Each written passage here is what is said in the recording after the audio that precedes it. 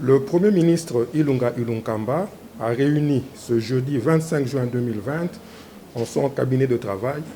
le vice-premier ministre, ministre de l'Intérieur, le vice-premier ministre, ministre de la Justice et garde des Sceaux, le ministre d'État, ministre de la Décentralisation, le ministre des Relations avec le Parlement et les responsables de la police et des services de sécurité. L'objet de cette réunion était de faire le point sur les événements inqualifiables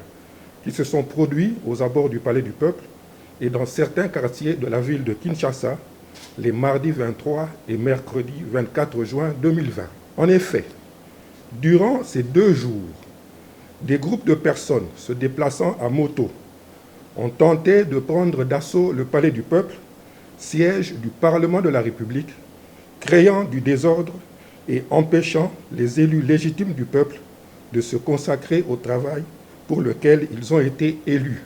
Cette situation est inadmissible dans un État qui se veut de droit. Il est intolérable qu'un groupe de personnes sans qualité clairement définie s'érige en une force négative et tente d'imposer son diktat en foulant aux pieds les lois de la République, au risque d'entraîner la nation dans des conflits intercommunautaires sanglants. Cette situation est d'autant plus intolérable que ces manifestations se déroulent en période d'état d'urgence décrété par le président de la République, chef de l'État, lequel interdit notamment le rassemblement de plus de 20 personnes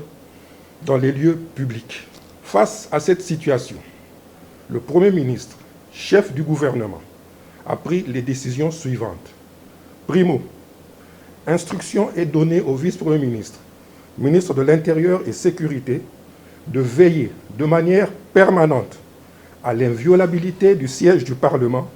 et à la sécurité des biens et personnes, de traquer et mettre aux arrêts les auteurs de ces actes de vandalisme. 2. Instruction est donnée au vice-premier ministre, ministre de la Justice et garde des Sceaux, d'organiser les poursuites judiciaires à charge des personnes déjà appréhendées et de tous ceux qui seraient identifiés comme ayant participé à ces manifestations.